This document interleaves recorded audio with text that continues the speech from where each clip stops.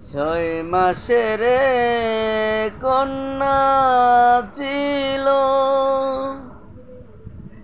9 মাসে তার গর্ভ হলো গো। ওরে 11 মাসে 3টি সন্তান, 11 মাসে 3টি সন্তান, কে বা করবে ফকিরি। চাঁদের গায়ে চাঁদ লেগেছে, আমরা ভেবে করব কি।